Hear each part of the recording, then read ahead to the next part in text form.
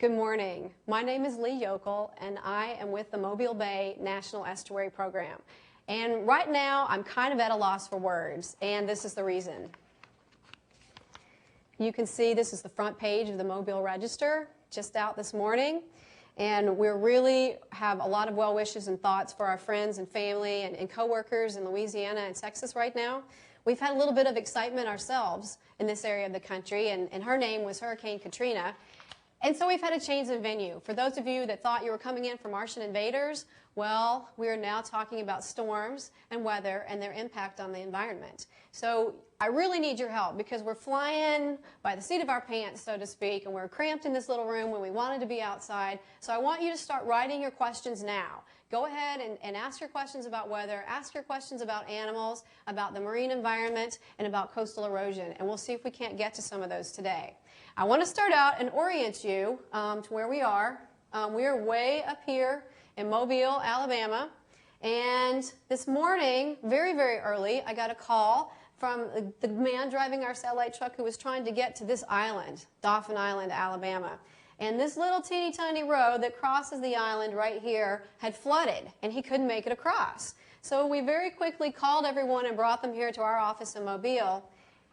But that wasn't our original shooting location. We were supposed to be here in Moss Point, Mississippi with the Grand Bay National Estuary Research Reserve. And we had a fantastic program that was really fun and really a great thing that was planned. And it wasn't the natural environment that was the problem. It was the man-made structures that were damaged that we had to move from Mississippi where we originally wanted to be. So today we're talking about weather. Start your questions. After our program is over, it's currently just after 10 a.m. Central Standard Time or 11 a.m. Eastern Standard Time, we'll be moving to Tillamook, Oregon. And after that program, well, they'll go for about an hour. They'll be starting at 11:05 Central Standard Time or 12:05 Eastern Standard Time. We'll move to a coast-to-coast comparative segment where we'll have someone from the Atlantic, here at the Gulf, and in the Pacific, and we'll be comparing some things amongst our estuaries. And that'll be the final program of this second day live event. So I'm extremely happy that we're finally starting. I can't believe it's coming off. So here we are. We're in coastal Alabama, and if you look outside, you can see that the wind is blowing. And Brookley Field, which is just outside our office, is registering winds around 22 to 23 miles per hour. And so we're not having the hurricane here, but we are still feeling the effects of the hurricane. So this is a very good point to make, that the environment doesn't know any physical or political boundaries that we may make. It goes and does whatever it wants. And that's why we wanted to work with the Grand Bay National Estuary and Research Reserve, because we all share the environment. And here in coastal Alabama and coastal Mississippi, we have some really neat stuff. And I want to show you this map over here with the Grand Bay folks, because they have been fantastic, and I can't thank them enough. From cleaning out their building, to finding out the status of their homes, to trekking over here in the storm, to still participate. This is sort of a map of the area of Grand Bay. And all through here, we have little inlets of rivers and little places of water. And this little area right here is where the Grand Bay Reserve office is located. And unfortunately, they got flooded by Hurricane Katrina.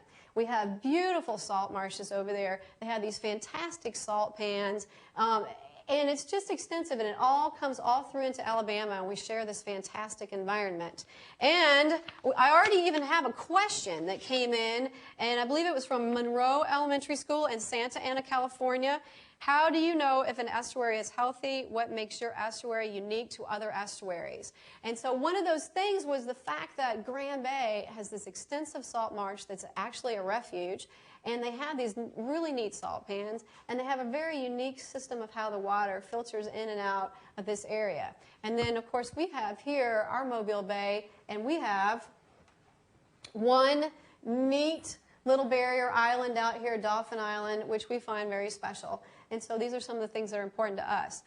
What makes it healthy out there? Water quality, the living resources of the area, the type of habitat that you might have. These are things that you can use to define how healthy your estuary is. Now I want to get right into weather. I don't want to waste too much time because we're here about storms. And let me introduce somebody. Okay, who do we have? Hi, I'm Dave Ruppel. I'm the manager of the Grand Bay National Estuary and Research Reserve, and we're really happy to be here. We have several of our staff that came over this morning, and I'm going to be bringing the questions that you all send in to the presenters today. And I did have a couple questions here for Lee already. The first one actually was from Chi Alpha Academy, which wasn't a question. They were just wanting to make sure that they were connecting well. So for Chi Alpha Academy in Spanish Fort, Alabama, you did get through, so send us our questions in. Also, a question for Lee was, what is an estuary? I think we've talked a little bit about that. Sort of a follow-up to that, our estuary is similar in Mississippi and Alabama. And this was sent in by Oak Park Christian School in Mobile, Alabama. Right. Thank you, Dave. And we'll be seeing Dave some more. Estuary, E-S-T-U-A-R-Y. I can't tell you how many times I've spelled that for someone. An estuary is a place of transition between freshwater and saltwater, making this really neat mix that has all this fantastic stuff. And I want to go ahead and bring in one of our presenters today, Gina Wade.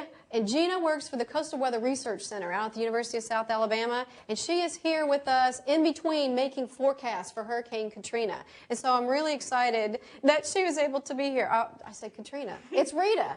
Gosh, I can't believe it. All right, go ahead. Thank you, May. This graph right here shows the number of tropical storms and hurricanes that have been affected the United States from 1990 to 2004. As you can see, the red represents tropical storms. Those are named storms. Once it becomes strong enough to be a tropical storm, the National Hurricane Center will assign a name to it. And the blue bars represent the number of hurricanes. You can see in 2004 we had 14 tropical storms, and it looks like about 9 hurricanes. So far this year, in 2005, we've had 17 named storms, and 9 of those have been hurricanes. Now, you notice I said so far. That's because the hurricane season hasn't ended yet. It'll end in the end of November. So we have seen the distribution of tropical storms and hurricanes from 1990 to 2004. But what is a hurricane? How do they form? Okay, a hurricane has a center of low pressure, which means in the northern hemisphere that it circulates counterclockwise. Okay, it has winds of at least 74 miles per hour, and it's associated with heavy rain and strong winds. How do they form? Well, first of all, you need to have very warm water, okay? The minimum temperature that you need to have for a hurricane to form over water is 80 degrees. So the water has to be very warm, and usually they form near the South Atlantic or the Gulf of Mexico. The peak time where the water is the warmest usually occurs in late August and September. So right about now is when we see the peak in hurricane season. That's because that's when the water is the warmest. So what happens is we've got very warm water in the Atlantic and the Gulf of Mexico. The air that's touching that water is warmed through a process we call conduction. That air is unstable, means it's very light and buoyant, so it's going to want to start to rise. That's what we call an unstable atmosphere. It's rising on its own because it's so light, and buoyant because it's so warm. As it starts to rise, it's going to cool. Eventually, that air is going to cool to its dew point, and a cloud is going to form. This is how thunderstorms form as well. If the atmosphere is unstable enough, a thunderstorm will form.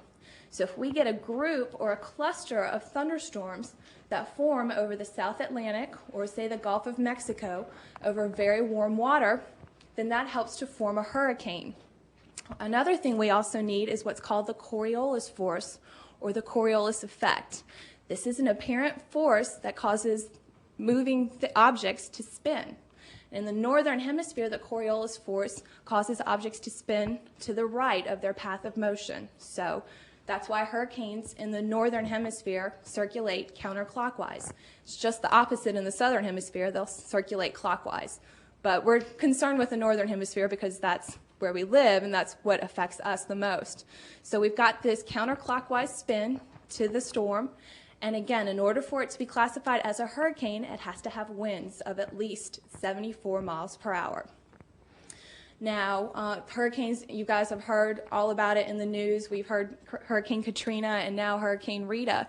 Well, what makes these so bad? Why are these so strong? Again, it's because of the very warm water in the Gulf of Mexico, and these storms are staying over the Gulf of Mexico over a long time. They have a slow movement, so they're staying over that warm water. Also, too, we have very low wind shear. What's wind shear? It is the change in wind direction with height and change in wind speed with height. When you have very low wind shear, that's favorable for the hurricanes to continue to develop. Unfortunately, right now in the Gulf of Mexico, there's a low wind shear, so that's why the hurricanes are able to develop to such a strong category, and they're able to maintain that for a while. Okay, so Gina, you brought a picture here, and we also have, I'd like to go ahead and bring in Christine Walters from the Grand Bay National Estuary Research Reserve, and come on in, Christine, because we've got some really cool pictures here of the hurricanes, and I know you all have seen it on the news. And Christine has some really exciting stuff from right here in Mississippi and Alabama. So go ahead and tell us about your experience with Hurricane Katrina. I sure will, Lee. Will you hand me that graphic there?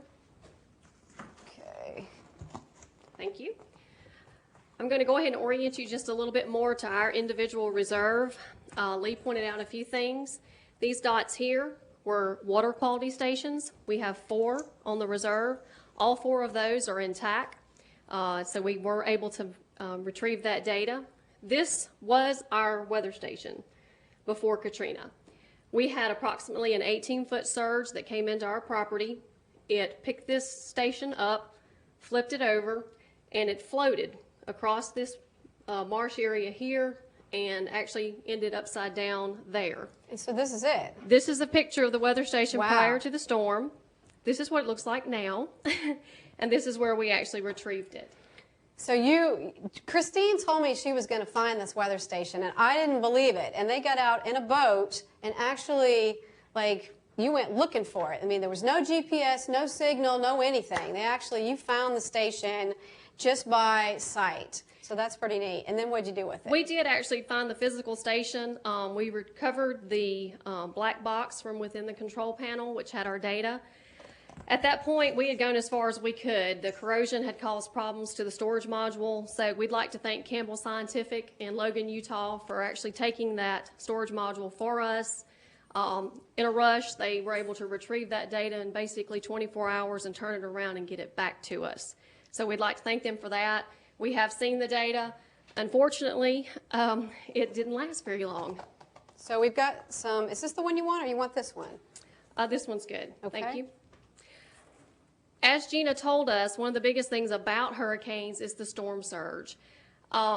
These are examples from other nearby weather stations, and it's from other hurricanes, actually. I think it's from Hurricane Ivan, and this is the Mobile Bay Lighthouse. It's from This Katrina. is your data, baby. Okay. Now, I know Yeah. this one is, but wasn't sure what these two were. These are actually from Katrina, and this is the Mobile Bay Lighthouse, and this is Weeks Bay, another reserve that's located here in Alabama. As you can tell, based on their data, what you should see is the barometric pressure falling during the storm, and at the same time that coincides with the wind speed increasing. What happened at Grand Bay is you actually see the wind speed increasing, and this is the barometric pressure falling. Now, we actually looked at our water quality data and overlaid it, and at the same time that our surge came in, which was approximately 18 feet, at the time that that surge came in was when we lost our station here. So these wind speeds are only about 68 miles per hour, which was not enough to take the station out of operation, but the water was enough to actually flip it and displace it. Do you have a piece of equipment back there? I do. This is a storage module that was actually inside. That's the CR10X. It's actually the brains of the weather station, and it stores some of the data. And then this is an extended storage for data for the weather station. So they were able to take both of these and retrieve them and put the story together for us. So we found the black box after Yeah. the storm. Okay, Dave, do you have some questions that you're trying to bring in? Okay, it looks like we got something for Gina. Yes, I have one question here for Gina, and this comes from Padilla in Langsdale, the 5th grade class there. Do you get a lot of lightning during hurricanes? Good question. That is a good question. There's no general answer yet. A lot of times the hurricane hunters, when these are the people that fly the planes above the hurricane to give us information of the hurricane when it's over the Gulf of Mexico, when we're trying to figure out what the wind speeds are and the central pressure, they report when they see lightning in the eye. And there's been some studies that have gone into that, and they think that when there's lightning around the eye of the hurricane, that indicates that it's strengthening. So a lot of times when it is strengthening, we think that you'll see lightning around the eye of the hurricane.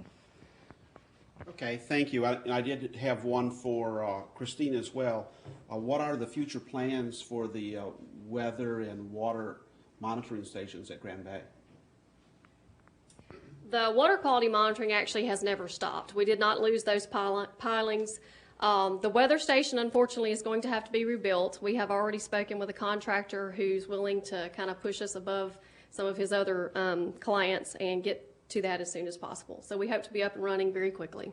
Okay, for you two, something that we all need to understand better is surge. Okay, we talk about the water height and the waves.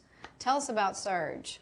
What is that? Gina's going to get into it from a more technical standpoint. I just wanted to point out that we do have a pole taped to this tree out Okay. here. And this pole is approximately, or actually it is 20 feet tall.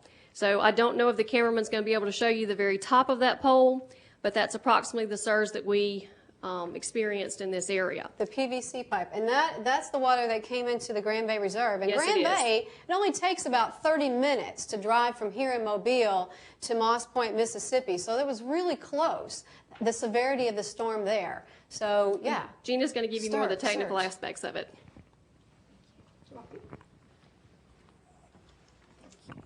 Okay, storm surge isn't what we hear most about when we talk about the bad effects of hurricanes. What a storm surge is due to the counterclockwise circulation around the hurricane and the very low pressure of the hurricane, this draws up a dome or wall of water that moves ashore once the hurricane makes landfall. Now, it's not a big giant wave. It's mostly like a dome of water or a wall of water or a very high tide. It's extremely dangerous because this water, as it moves inland, has a lot of momentum with it. You guys have heard turn around, don't drown on the Weather Channel when you're not supposed to drive across flooded roads. Imagine a wall of water coming ashore. It has a tremendous amount of momentum and it will destroy everything in its path. A lot of another effect for storm surge is the shape of the coastline. Unfortunately, here along the Gulf Coast, our slope of our coastline is very gentle. It's nearly flat.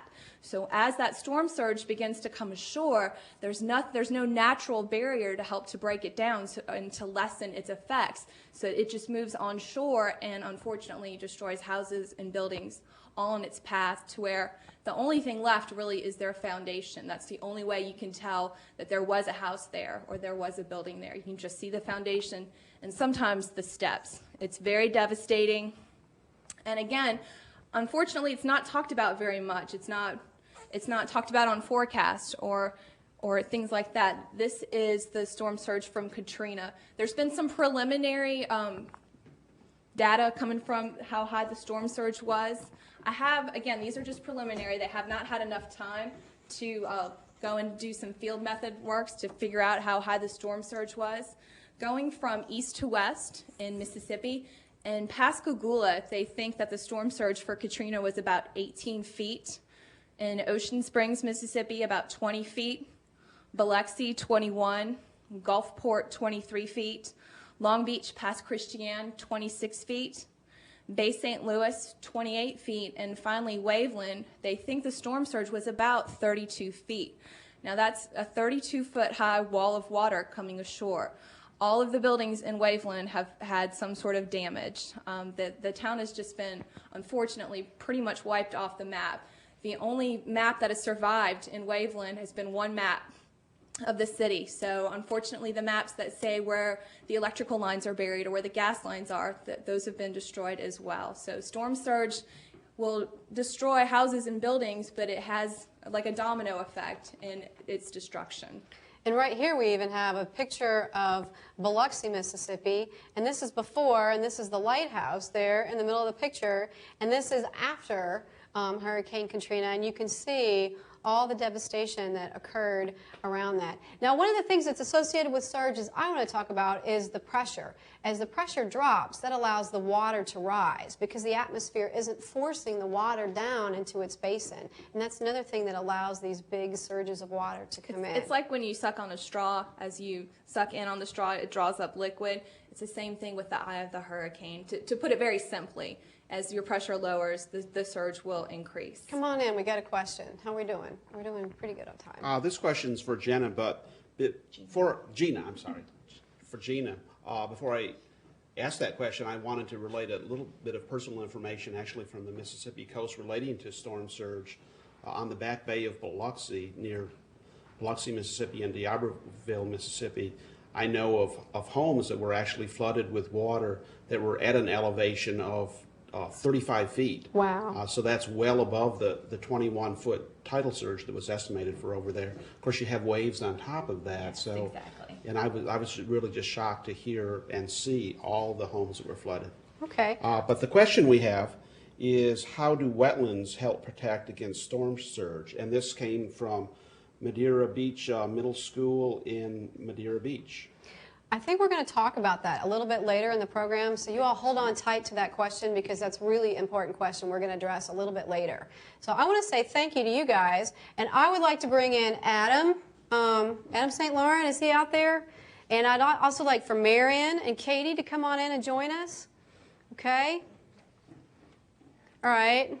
Adam, what school do you go to? St. Ignatius in Mobile. Great. All right. And what kind of equipment do we have back here today? We have a thermometer. Okay, we've got a thermometer. And you remember, did I tell you where I found this? Down at the beach. And it was after? Ivan. Hurricane Ivan. Yeah, we haven't finished recovering from Hurricane Ivan. All right, what else is this back here? What else do we have here? It's a water meter. Okay, and what can we do with that? Measure and see how many inches it rains. Yeah, okay, great. And then what else do we have? What's this? It's a... You remember? It starts with a B. You guys know at home? Barometer. Yes. Okay, and what does it measure? Do you remember that one? the air pressure. Great. So if you want to be your own weatherman at home and be your super sleuth weather person, this is how you can get started right here. You can get these things yourself and you can begin to track the weather in your own backyard. And Adam, thank you. We're going to bring you back in just a minute, okay? Marion and Katie, come on in. Now, you know, a couple of things that we found are really important, and it doesn't matter where you live in the country, you are going to suffer some form of natural disaster. I mean, it could be a flood, it could be a drought, it could be a blizzard, you just never know. So Marion and Katie are here to tell us a little bit about their preparations. Good morning, guys. As Lee said, no matter where you live across the country, there's a chance that you might have to get ready for some type of natural disaster. So we want to tell you a few things that you need to keep in mind as you plan for these events. Here in the Gulf Coast, you know, we have to get ready for hurricanes, but if you live up in the Northeast, you might have a severe winter storm or a blizzard. You know, during the winter time, if you live in the Midwest, you have tornadoes, floods, there are fire hazards. Out west, you have earthquakes and sometimes even volcanoes. So if you stop and think for a minute, you know, if you know that there's a natural disaster coming, what do I need to do? One of the first things you need to think about doing is finding a location to go to in the event that you have to evacuate from your home. So you want to call your friends and your families, you know, and find a place that you can go, and remember to take a good road map with you because things might not look the same when you come back. The other thing you need to remember is to keep a list of emergency contact numbers. You want mom and dad's numbers, you want grandma's numbers, you want your friends, you want your coworkers, because you want to be able to get in touch with them during an event, during a disaster, and afterwards as well to make sure that everybody's okay. So what do you got over here, Marion? Well, over here, I poked around the house and put together a supply kit, things that you want to keep in case you need it. We've got some canned goods, some non-perishable food items, things like peanut butter crackers, cheese crackers. We have cans of beans, beanie weenies. Peanut butter is a great food to have around the house to go with your crackers. You want to make sure that you have plenty of water. People recommend you have at least 3 gallons of water, 3 to 5 gallons of water per person per day, and you want to plan to be away from your home for maybe as long as 3 days. Make sure that you have plenty of extra clothes.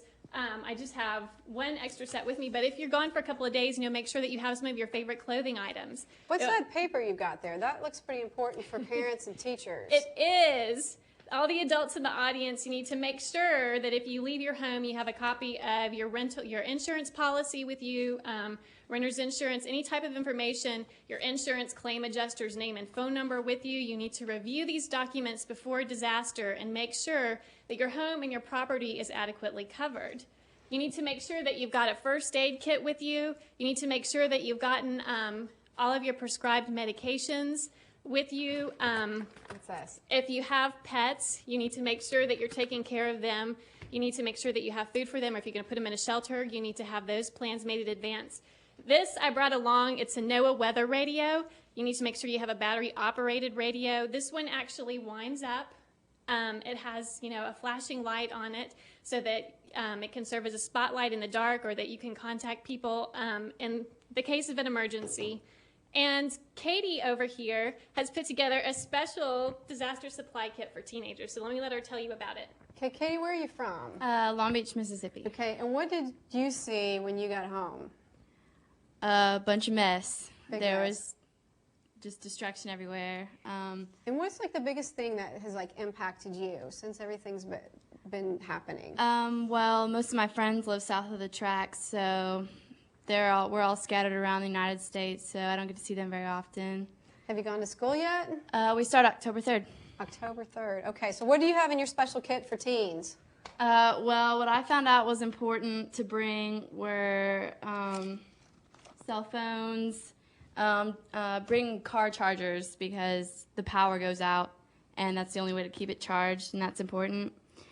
And I brought a lot of pictures with me of my friends, and bring headphones because headphones, games, iPods, Game Boys to keep you occupied because things get a little hectic and the only thing that's on TV is the Weather Channel, so there's not much to do. I brought magazines and books that kept me occupied for a little while. Batteries and things to snack on so everything doesn't run out, and lots of clothes. That's important. Okay, all right, we got a question for you gals. So what's Russian here? Okay, this one's for Marion. This is from one of our sister reserves, the North Winiot North Inlet Winniett Bay Reserve, this is from Wendy. What is the one thing that is hardest to live without after a hurricane? I think both of you guys Yeah. could mention that, could answer that question. Yeah, what do you think about that, Katie? I would say my friends, because that's really important to me. There's nothing else to do without them. That's great. That's a really good answer. Something else that a lot of people have a hard time living without is gasoline for their cars. There's always, the concern that you might not have enough, or Katie just mentioned electricity for your home. That's another big Yeah, one. boy, I'll tell you what, it gets hot down here, and it was so nice when the air conditioner finally came back on. Girls, thank you very much for putting together this neat kit. And we're going to bring in some animals now. Let's see, oh, wow, I see a couple more of my volunteers have made it. Come on in here, Will. Engage. No Gage. Hey, Will, what happened to you this morning? We couldn't get over here because the causeway, it's about to get flooded, so And where do you live, Will? I live on Dauphin Island. He was going to be one of our stars this morning. I'm glad you were able to make it in, and with that, you're safe. We appreciate it. All right, so we're coming in. Come over and stand over here, and we're going to let all the animals come in. And wow, that's cool. What do we got? Oh, wow. All right. So one of the questions that I always have is, and I know that you all have, is what happens to some of our animals after a storm or during a storm, and these folks are going to help us with it. And right here, go ahead and introduce yourself. Susan Clement from the Environmental Studies Center here in Mobile, Alabama. Okay, and I'm Kara Langford with the Mobile Bay National Estuary Program. And I'm Mark Woodry from the Grand Bay National Estuary and Research Reserve. all right, so you guys, who wants to start first? Oh, wait a minute, Joel. Joel Borden. I'm a master's student in herpetology at University of South Alabama. Super. All right, hey, what's herpetology? Do you remember? Herpetology is the study of snakes and other reptiles. Thank you very much. Okay, who are we going to start with? Okay, here we go. Yeah, I've got some images here. I just want to talk a little bit about the organisms and that live in the reserve or in estuaries, and then also they depend on habitat. So it's really important to think about the habitats. And if you recall, if you look at these photos from before and after the hurricanes, you can see that essentially what happens is a lot of the vegetation is just stripped from the trees. And so that obviously has a big impact on the different kinds of organisms that live in the reserve or that use the area. You can see that basically all the trees and herbaceous vegetation or woody vegetation is all brown and dried up, and that has some potential impacts on a lot of the small songbirds and things that migrate through the area. They don't have food resources available for them, so they're not able to make these long trips.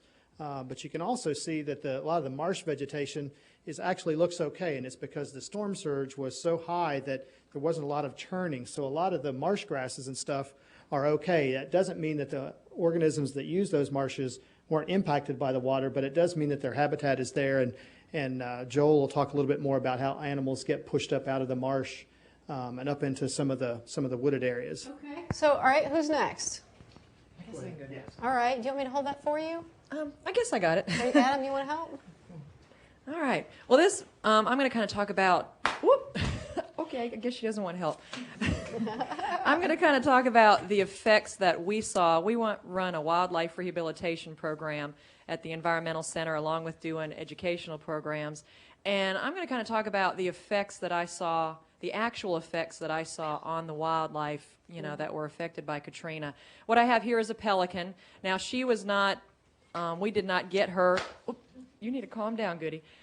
We did not get her because of Katrina. We've actually had her 2 years now. She came in with a broken wing, and she is a permanent. She stays at our facility all the time. But I brought her because after Katrina, we did see quite a few pelicans. She's not used to being on camera. But we saw quite a few pelicans come in with damaged wings. We saw quite a few water birds come in with damaged wings. And I guess I am going to have someone hold here, Adam. Why don't you hold? Okay, why don't you come around to the, okay. I'm trying to get her. She does not want to be by, let's see, you just hold it right there. That's perfect, that's perfect. I don't want anyone in front of her. Pelicans protect themselves with their beaks, so I'm trying to keep people away from her beak so she doesn't hurt anyone. But along with water birds, that's what we commonly saw. Of course, birds basically, they hunker down during a hurricane. They really don't fly away. They just kind of, you know, get down into the bushes, get down into the water, and just kind of stay put when hurricanes come through. Now, a lot of times after hurricanes, what you see is you see a lot of seabirds get blown in. You know, birds that are normally out in the Gulf, in the ocean, such as frigate birds and various terns and other things, and they get blown in by the hurricane. But the birds that are basically here all the time, your woodland birds and your shorebirds, they basically just stay put, hunker down. And unfortunately, Katrina was so severe that we had a lot get injured because of the wind and because of the storm surge, where they could not get out of the way. And that's what we basically saw, along with Susan, yeah. What squirrels. else? Yeah. Which, why don't you go over there to Karen?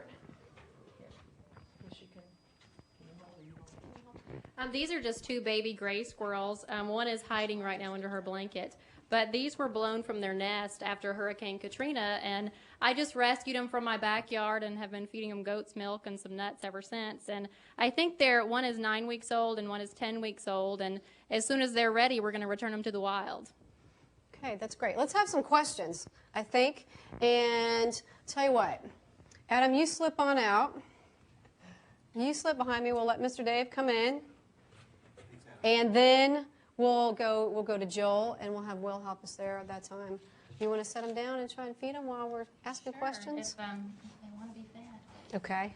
Okay, this is a question for Mark, and this is from Lakeland High School in Lakeland, California. What happens to the plant and animal life in an estuary when a hurricane hits?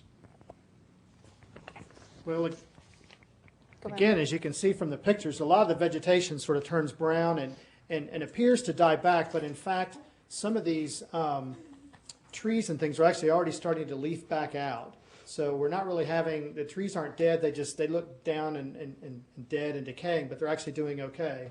Most of the organisms, slide forward just a little bit. Come here, Will. Most of the organisms, like a lot of the songbirds and things that migrate through, will actually, as was pointed out earlier, they'll just sort of hunker down and then ride out the storm and then continue on.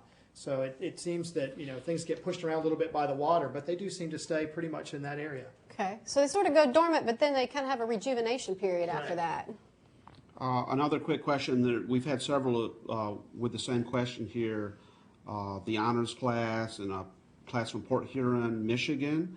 What animals live in the estuaries? We've had a lot of things here that, you know, we might find in our yards or on the shoreline, but what generally some animals that live in the estuary? How about Susan? What sort of animals do you all see?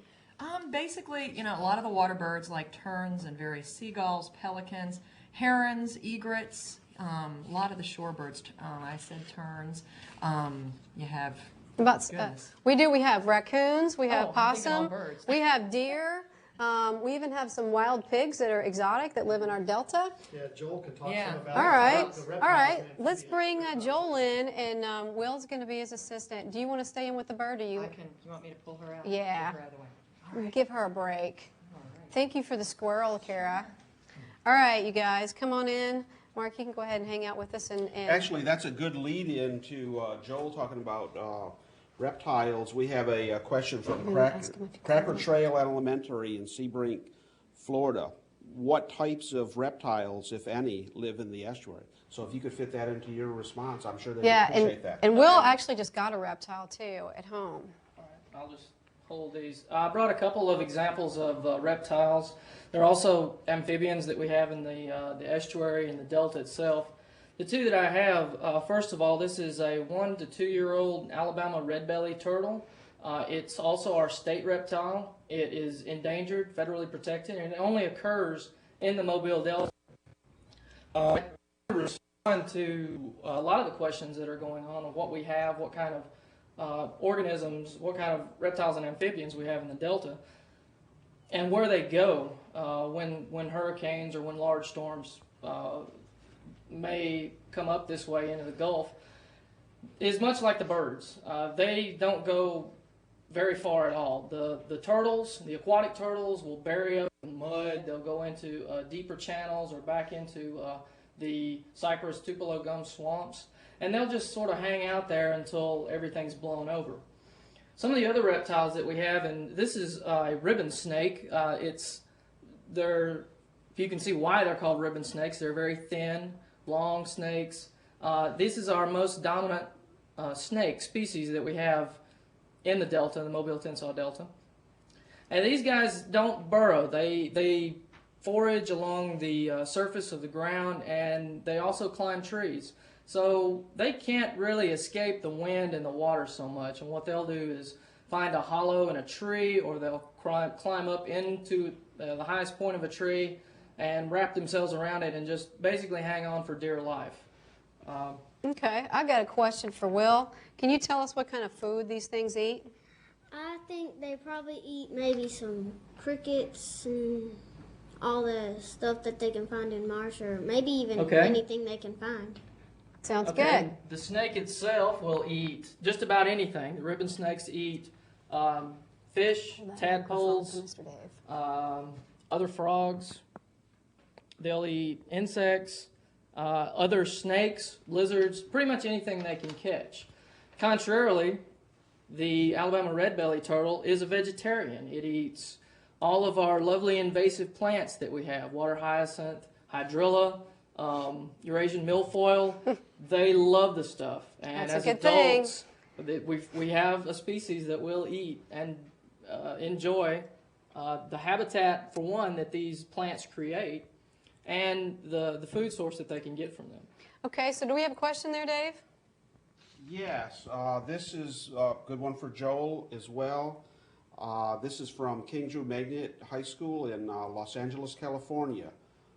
And this is rather specific, but what animals seem to be most affected by storms? It's a hard one because there's a lot of animals out there, but what would you think, Joel? Okay, I would say the ones that are most affected in our area as far as amphibians and reptiles would be the frogs, and the frogs and the amphibians themselves that live in the low marsh areas. For one thing, they have a permeable skin. They can absorb water directly through their skin, and they don't do really well with salt water influence. So we talked about, you heard about some of the surge that happens when these storms come in, and if we get a lot of salt water influence for long periods of time, the frogs, the toads can't escape this as much, and they could be affected. It causes a drying of their body tissues. So that's one of the, I would think that would be the one that would be affected the most. Reptiles tend to have a non-permeable skin. Water tends to run off. They don't soak it up so much, and they're more mobile and can tend to escape these areas that become inundated with salt water. Thank you, guys. Okay, I think. Thank you. Yeah, I think let's move on to our next segment. All right, and I'm going to bring in, we need Leslie Hartman and Harriet Seacat, please. Oh, yep, I'm sorry. I'm going to let you off the hook, too. Let these guys out of here. We're in a tight space. Okay. All right, Leslie and Harriet, we're going to come in. Now, we've got a lot of marine resources that are extremely important to our economy in coastal Mississippi and coastal Alabama. And then there's also historical evidence of how important these estuaries have been over the past. And so, Leslie, I'm going to let you get started. And who are you? What are you? What you about? My name's Leslie Hartman. I'm with Alabama Marine Resources. I'm a fisheries manager for shrimp and crab here in Alabama. Okay, and... Hi, my name is Harriet Richardson Seacat. I work at the University of South Alabama in archaeology, and I also teach anthropology. So she just flew in hot off the highway. So I'm really glad she made it. So guys, all right, we've got some clams back here, and we've got some neat tools and things you brought. Okay. So go for it. Well, this is Rangia. It's you can call it a clam. You can see it's a bivalve. Lee caught these just the other day. This, as you see, is that you open. That's why it's called a bivalve. 2 pieces. This is found in our Mobile estuaries, more the northern part and up into the Mobile Delta, and it's used a lot in construction. You can find old shell middens, which Harriet will speak about in a little bit, and it's used a lot. And what happens during a storm, as you can see, these are the older ones that are used in construction and also for chicken feed, is during a storm, they oftentimes get devastated by a storm. The storm surge will come in, they get tumbled around. Now these ones are a little bit modal, and they can move up and down and do a little bit of vertical. In the sediment. They live in the sediment. They live in the sediment, and just a little bit will protrude like this, and they have siphons where they siphon in the water, and anything that's in that water that they suck in basically through a straw, they That's what they digest it. eat? That's what they eat. They digest it and send out waste through another siphon. Now, what I noticed after the Hurricane Ivan that we had last year, and probably even a little bit after Katrina, is that these things got exposed. They got washed out and scoured out, and they were unable to burrow their way back down into the sediment again. And that's very true. They have very limited mobility. So once they're exposed, there's a lot they can't do. Now, these are found further north in Mobile Bay, so during Katrina, they probably suffered extensive damage. We have the oyster beds further south in the Mississippi Sound, in Alabama's portion of Mississippi Sound. And they differ from these clams in that they're not modal. They will stick onto each other. Thank you for your sample. These are old ones, but they like a hard substrate, and instead of being in a soft substrate and burrowing down, they sit on a hard substrate, and they create vertical relief. They come up off the bottom. So the water can like flow in and out of the oyster shells. It flows in and out of them, and it flows around them, but they're all stuck together. Once these settle down as young, they're stuck. They don't move, so there's nothing they can do to avoid the storm. And during Hurricane Ivan, we lost 80% of our oyster reef to the damage from Hurricane Ivan. And we don't know yet really about Katrina. Some of that data is just coming in. Now, and so these are historical things. So, and then did some folks historically eat the clams as well? Yes, actually, it's interesting that the clams are, of course, in the northern parts in the riverine and interior waters, and oysters are primarily in open waters. That is reflected in the archaeological record that we see here in Mobile Bay, where we have Rangia shell middens. In fact, when she held up this, I did not know that this was a Rangia clam. In fact, these are what we see, but actually usually much larger than this, as we see reflected here. These are the kinds of shell that we see in the middens in the riverine and interior waters. And these are very large oyster shells that I, in fact, pulled out of a shell midden yesterday down in the Gulf Shores area. So we've been very connected to our environment for a very long period of time. And so it's really kind of ironic that during the period of time that we actually need to go and harvest these things are the times when we have storms. And Jennifer, do you want to bring in a question for Dave? We have Jennifer Buchanan, who was one of my really close cohorts and working up our program, and I want to bring her in. You can go ahead and hand the microphone over to Jennifer. And she's with the Grand Bay National Estuary and Research Reserve, and I'm really stoked that she was able to get off the island this morning. Yeah, it was an adventure. That's what I've become to call my life lately, is one big great adventure. The question we have today is from the Venice Middle School in Venice, Florida, 6th grade. It says, what can be done to help the oysters and the oyster beds recover from hurricanes? Excellent. That's an excellent question. Do you want to take that, or we can do that together? We can do a lot. What we can do, and what we have done, both Mississippi and Alabama, what we've done is we go and collect culch. We find old oyster shells such as this, or limestone, or clams, and we go put them on a barge and spray them off with a huge water cannon. We have lovely pictures of this. And you spray them off in areas where oysters normally occur. Remember, we said they can't move.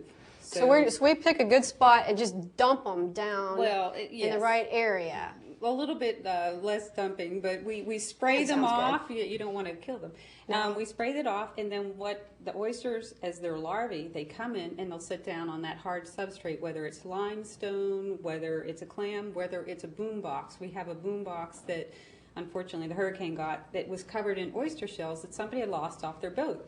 But it was a hard substrate, and it was in the right place, and the oysters settled on it. And one of the other things I want to make a point of, it needs to be at the right place at the right time. Correct. Because there are seasonal peaks in the amount of spat, which is the young oysters, that is in the mobile stage. They move around. And then when they are ready to set down, they need to have the clean culch material.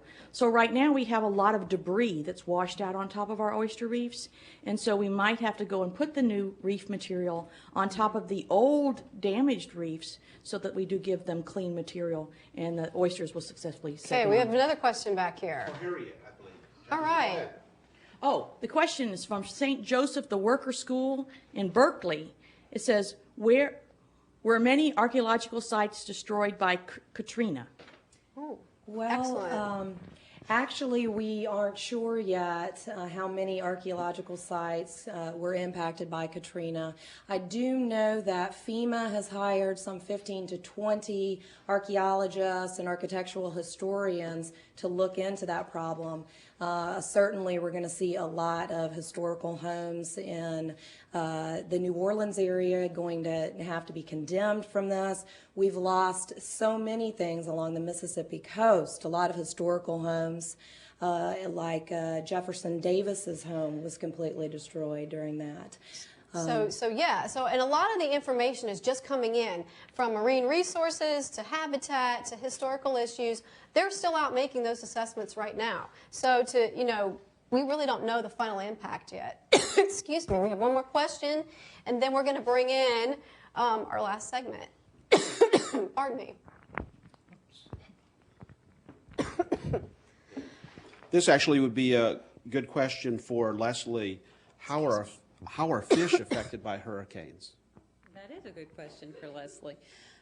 It depends on what type of fish is. Fish are mobile, and a lot of them kind of know that it's coming. So what they do is they move into deeper waters. So right during a hurricane, they scatter, they go into deeper waters. A lot of them are lost, they are not powerful swimmers, or they didn't get the email that the hurricane was coming, and they get tumbled about in the surf as the energy comes through. I know I've talked to people out of Mississippi, and they found a lot of dead fish and shrimp and crabs all up along and in homes that have been devastated by the storm as they were all brought through with the surge. But we have sampled since the hurricane in Alabama, which was just brushed by Katrina. We still are seeing, commercially caught shrimp, crabs, and our oyster reefs, at least preliminary, are looking okay. But I know that in Mississippi you are having more issues with some contaminants that may have gotten into the waters. All right, ladies, thank you very much. I'm going to borrow Marion's emergency supply and use a little bit of this water. And I'm going to bring in Chris May, and we're going to have Dr. Mark Woodry come back in. And you guys are going to talk about coastal erosion and some of the effects that we see along our shoreline and deal with that habitat question that we had earlier in the program. So, Mark, tell us who you are. What did you see from the storm? What kind of effects did you have? Again, my name is Chris May, and I'm with the Mark. Grand Bay Sorry about that, National Estuarine Research Reserve. And about 2 weeks after the storm, we went out on the reserve to look at the habitats out there. And you saw in these earlier pictures how the storm surge affected some of the vegetation, became brown, and was very wind blown. A lot of the leaves were blown off. The marsh, for the most part, was very little affected. It was probably covered by water before the wind action and the waves hit it. Now, this is the real Mark, and he has some plant samples here. And what do we have? Yeah, I just wanted to show you some of the plant samples. You can see, as Chris mentioned, basically they survived quite well. This is Juncus romarianus, or black needle rush. This is Spartina patens, cordgrass. And you can see that they did just fine. They survived the hurricane quite nicely. And our marshes are turning a little bit brown now, but they seem to be doing just fine in terms of the marsh grasses. So basically, they're well adapted for this type of high energy environment to come in and out, and they can recover. Right, yeah. Right. And as Chris said, they were covered by water, so most of the water itself is actually churning in the upper parts of the upper surface, not down low. So if we had 20 foot of water coming onto the reserve, most of the churning action is up top, and these plants were underwater and were just fine. Okay, so now you were doing a study, Chris, and I know you went out and checked. You had some markers that you were watching to see what kind of shoreline loss we might have. Right. I've been running an erosion study for the last year and a half or 2 years. We have several 10 markers out around the reserve. And this is an example of some of the erosion we see, and it seems to occur in two phases. During low tide, the water undercuts the vegetation and makes a little cave or a cavity there, and then during high tide, these large pieces of vegetation break off and fall into the water, and once you're in the water, they get dissolved and eventually carried out into the Mississippi Sound.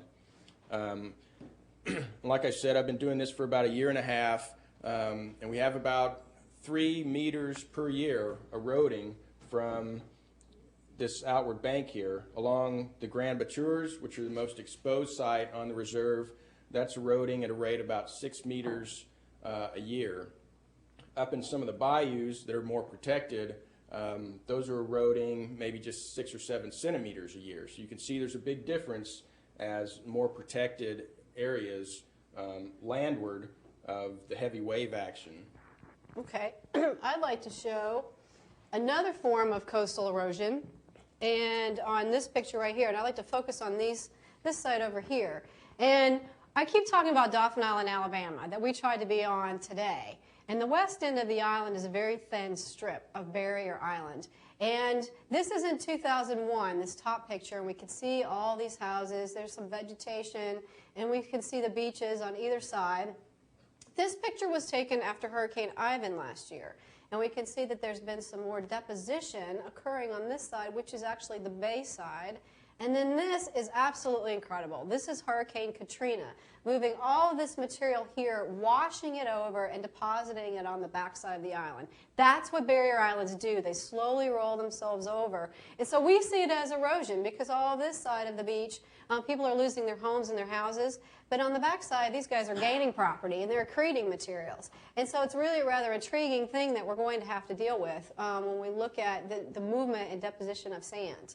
Now we got some questions, is that right? Okay, Dave? We're getting so many questions in, we're having a hard time getting them all on air. So for you folks that have sent things in that we haven't got to, bear with us, and hopefully you'll learn the answers to the questions as we go along. This is a question I'll pose for Chris from Madeira Beach Middle School in Madeira Beach.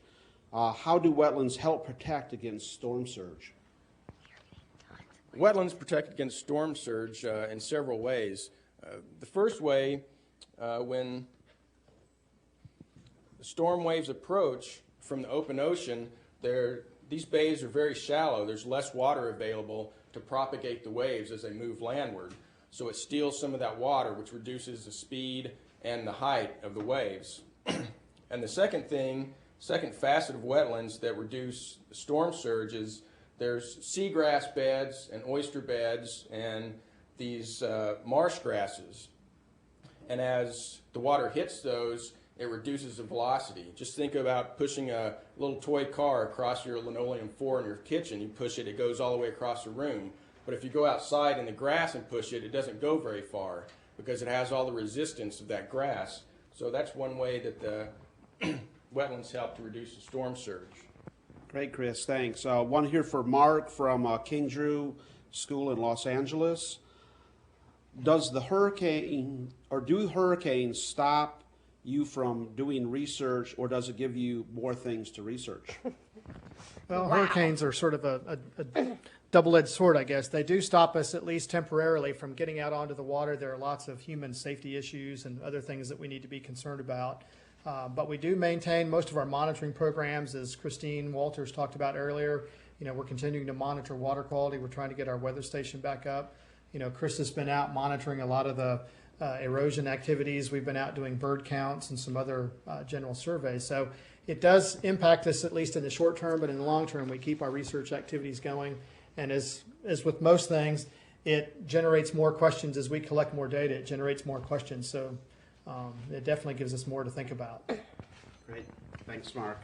Sure. Another one for Chris quickly from St. Francis Xavier School in Acushnet, Massachusetts. And this is a speculative one in part. Do you think the floods brought on by Hurricane Katrina brought other animals into the estuary? Ooh, that's pretty cool.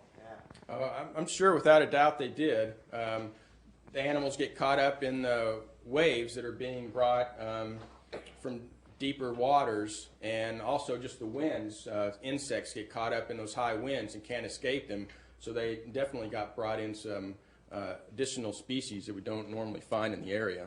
Now, I understand there's been a question coming in from a lot of you out there wanting to know about these lovely shirts that Mark is modeling and Chris is modeling. And this was one of these things that we did the very last minute, and they are in limited supply. So unfortunately, no, they are not for sale. But you are more than welcome to make these at your own school. Okay, and we're kind of coming to the end of the program, and I'd like to crowd this room with just about everybody we possibly can. I'm sure it's going to make our camera people nuts and the folks that are watching, but I'd like everybody just to come in the room and join us here in these last couple of minutes, and I know we'll have a couple more questions because there's so many people that we want to thank. And so many folks from around the country have called us, have emailed us, have written and wanted to know how well we were doing after our Hurricane Katrina, and we thank them so much for sending supplies, for sending well wishes, for offering to help. And then I have my own thank yous because I think I'm probably going to be in debt like beyond my natural life for the number of favors that I'm going to have to pay back. The Dauphin Island Sea Lab, the Weeks Bay National Estuary and Research Reserve, without them we would be sunk on our graphics today. The University of South Alabama, the Grand Bay staff that are here today, the where's our Environmental Studies Center people? Y'all come on in and come up here, don't be shy. Come on in. We've got students that are here. There's Gage. How are you doing? Good. And you guys, we have the Marine Resources Division from Alabama. It's just so many people have come and helped us pull this off from Mississippi to Dauphin Island to Mobile. Our staff that came in at 8 o'clock last night bringing the camera, we are so pleased that we were able to be here for you. I know it's been fast, and I know that you know, we've covered a lot of topics really quick, but we appreciate you being here because we wanted to do it for you. Now, do we have some last-minute questions? Is there anything you guys would like to tell our audience out there that are watching? One thing that I would like to add is I would like to thank all the people from around the country for their well wishes and concerns about us here on the Gulf Coast in the past month, and all the help and support that they've given us. It's been more important than anybody will ever realize. Yeah. So thank you. Yeah, and I'm crossing my fingers and hoping the best for the folks over in Louisiana and Texas. Okay, do we have, what else? Somebody else want to say something? Anybody? Come on, we've got a couple of seconds. I can't believe we were packed, and now so surely we've got another question maybe that's hot off the presses out there. They're not helping me, are they? Let's get a question. I know that we had a pile of questions. Oh, we got to say goodbye. They lost their chance. Thank you so much. Tillamook, it's your turn, and we'll see you back here in a little over an hour. Thank you from Mobile Bay, and we hope you guys have a great day. See you later. Bye-bye. Thank you, everybody. It's been great. We made it. We survived. See you later. Tillamook, it's your turn.